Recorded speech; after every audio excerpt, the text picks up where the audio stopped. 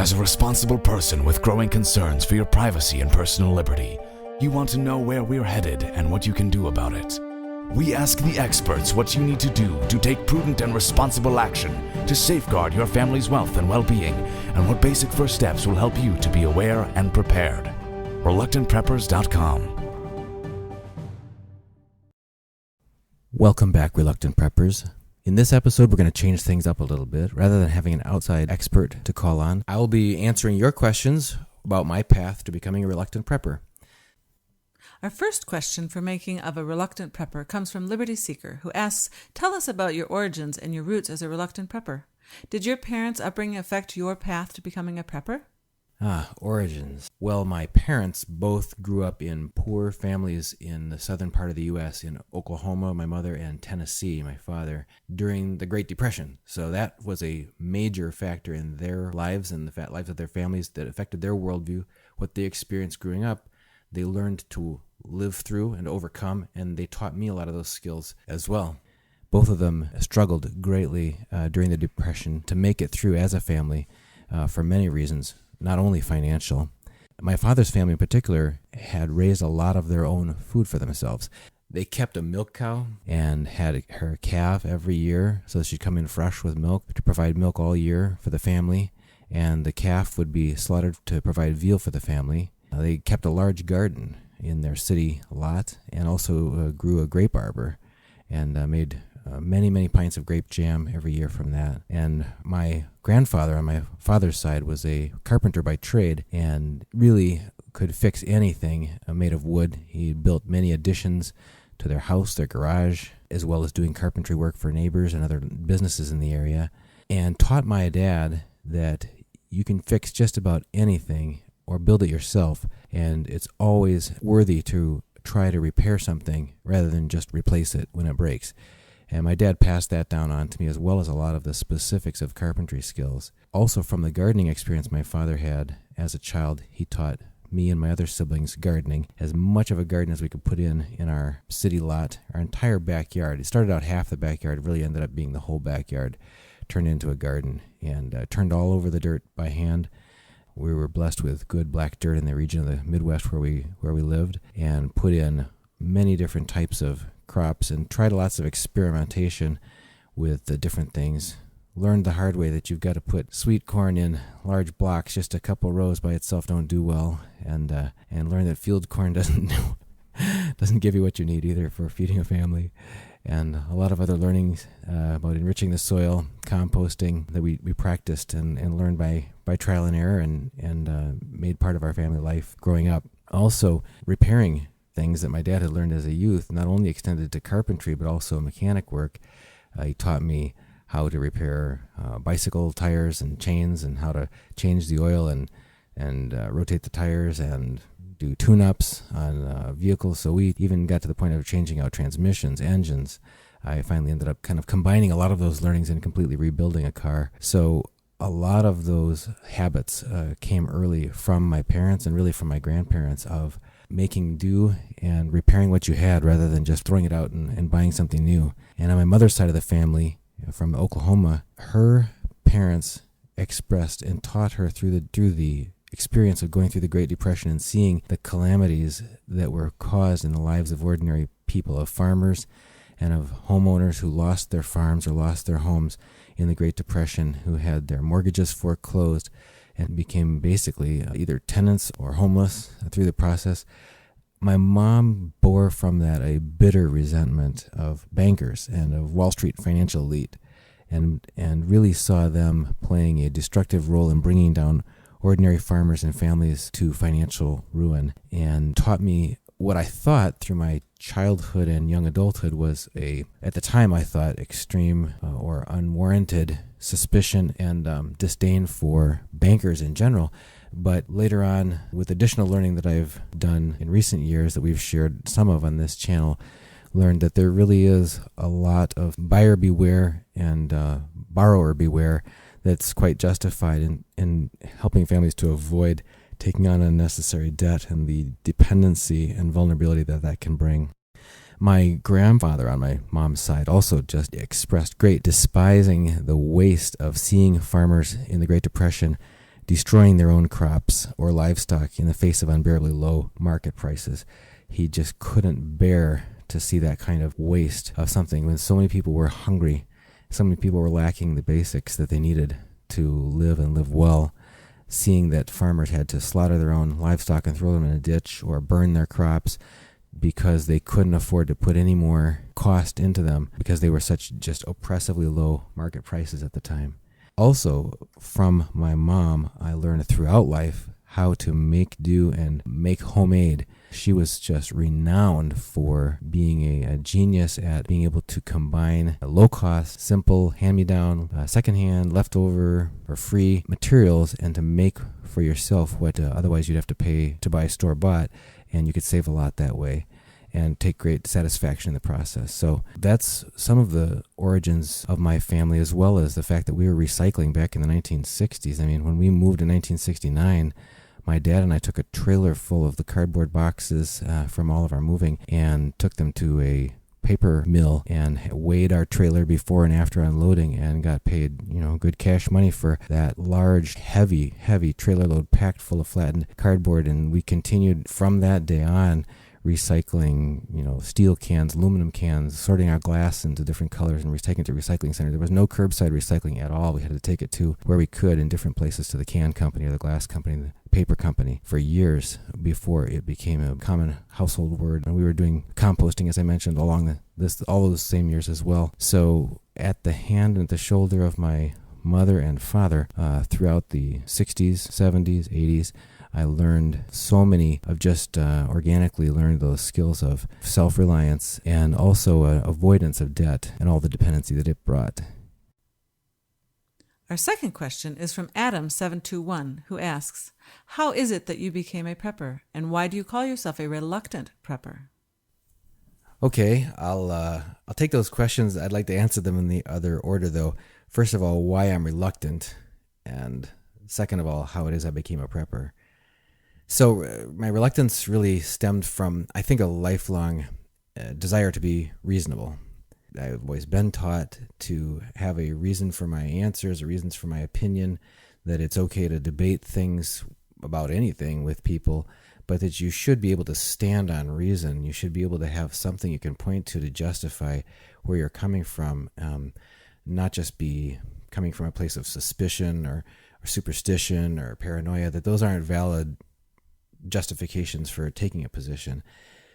So in a lot of my exposure to learning about the world and about finances and stuff, a lot of the sources that I was given from a youngest, grade school, I was a product of public schooling, and any exposure that I got to in political science or civics class, anything that even remotely mentioned finances, made it all seem very official and very orderly, and the powers that be had this all figured out. And so I, in some sense, just took on, just kind of a cultural norm of trusting the system. And that's, I feel, what I was taught in many ways. And it wasn't until I actually got burnt seriously, personally, in ways that set me back years of effort and cost me years of backtracking financially as an individual, as a leader of a family, that I started to think that things were not as I had been told that they were going to be, and that somehow this wasn't at all a level playing field, and that I needed to really get some different sources of information. Some specific ways that happened were like during the roaring stock market of the .com boom and so on, when day trading became popularized in the press and everything. I started doing day trading, and I was selling anywhere from 5 to 10 times a day of trades of stocks, sometimes more than that. Winning some, losing some. Always when talking with friends, we'd all talk about our wins, not about our losses, and also get into some stocks that seemed to be just going up and up and up. I know Dell Computer was one of those, and so started buying options on that rather than just the underlying stock, actually doing both. And also then using margin or debt, basically borrowed money to be able to buy twice as much of the stock as I could really afford. All that seemed brilliant when things were booming and going up and up, but all it took was some sharp downturns at times when I had really margined and leveraged with options, and just saw big paper gains just evaporate overnight. One night it was $160,000 disappeared that way, and just you wake up in the morning and shake your head and realize I have no idea what the powers are that control this, but clearly it's not my clever trading that's caused these gains, and it's certainly a lot easier to lose. There were some real hard lessons, learned during that time. There were we got margin calls, regular margin calls, federal margin calls, your last warning kind of thing. And I mentioned some of those spectacular losses on the margin leveraging side, the options as well. And we also tried buying some beaten down stocks, like General Motors when it was down against the ropes, or Bell Labs or AT&T. And some of those just, our GM shares, went to nothing. We thought surely there'll be something fair about this, and no way, The federal government came and bailed them out, got some special new kind of shares, and we got nothing for our old shares. So I started to realize that this was just not going to always work out. And we really saw some of our retirement accounts where I was doing like on an IRA account, self-directed IRA, doing a lot of this risky trading and that sort of thing, just see big reversals and big losses of value, and thought, okay, that's it. Not going to let that happen again. I've learned my lesson. I'm going to play it safe now. So sold off all those shares and got out of margin completely and closed the margin portion of the account, got out of options, and just said, okay, we're going to put all our money into a money market equivalent fund to get some yield, bought some U.S. savings bonds with cash, put more cash into a bank savings account. Thought, there, you can't get any safer than that. And that's where we sat for some time. And then there were some distressingly disturbing news stories that I started hearing. And just paying attention to some of the news sources of information, because I sure was disappointed with some of the results I was getting with some of the old advice I'd been following. So started listening to some non-mainstream sources of news, and so started noticing some really disturbing news, such as the U.S. debt risk, really putting our sovereign debt at just unprecedented levels, as much debt accumulated in 1 year now as through the entire first 200 years of our country's history, and that if they defaulted on the debt, then I'd be out in the cold with my U.S. savings bond, just like I was with my GM stock that went belly up when the rules changed. I thought, I don't want that, so cashed in my savings bonds. And then I just started to really bother me. It's like, wait a minute, if my money's not safe in stocks and it's not safe in savings bonds, is it safe in these money market funds? And that's when, after the 2008 collapse, my broker politely informed me that our account had been frozen and we would not be able to redeem any of our funds out of our money market. And after 30 days, 60 days, 90 days, they started giving portions of the money back, but never still to this day have gotten all of it back.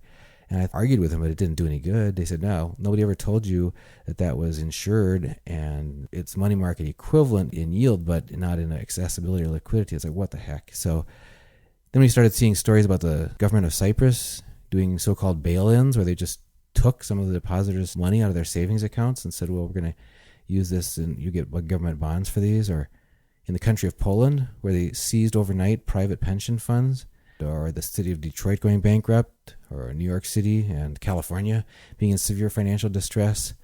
And then the final straw was, after having rolled over our IRA, withdrawn the money, paid the penalties, put it into precious metals with a custodian, I saw 2 stories the same day of different precious metals custodians that were not redeeming their members' bullion requests. And it really shook my confidence in depending on other parties. They call it counterparty risk, depending on other institutions, whether it's banks or brokerages or whatever, to manage or hold your valuables for you rather than keeping them in your own possession.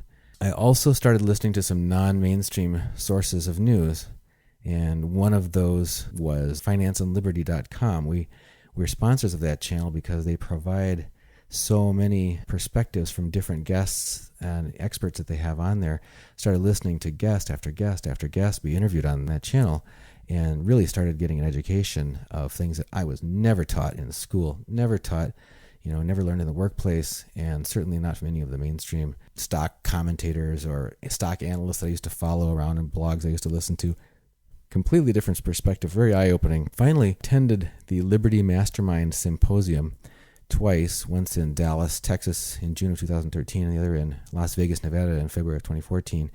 and got to hear a number of different thought leaders and speakers from alternative media talking about these perspectives you do not hear on the mainstream media about what's really going on with our national debt, what's really going on with the U.S. petrodollar policy of keeping us in wars to keep the oil flowing and our dollar being used as a world reserve currency and so on, and really started to feel much less confident in the overall system. And all this lined up with the hard knocks that I had been hurt with and burnt with personally, to where I felt like I've just got to stop putting all my family's eggs into those baskets to just keep getting us locked out or frozen out or ripped off. So those were a number of the steps about why to become a prepper.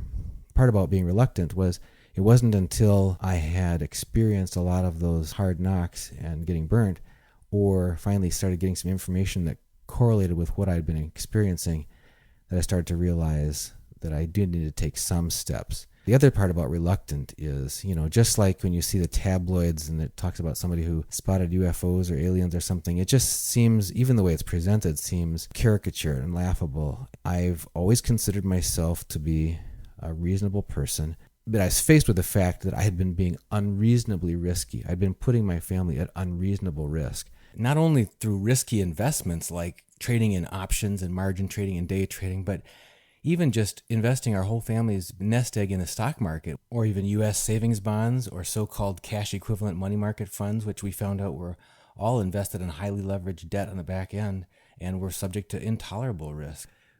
I had to find a way that was compatible with still having a professional life and could take one step at a time that would still increase my family's safety, resilience, and preparedness for whatever may come our way. Our third question for Making of a Reluctant Prepper comes from Jason S., who asks, could you explain the specific preparedness steps you have personally taken so far and what your priorities are to do next?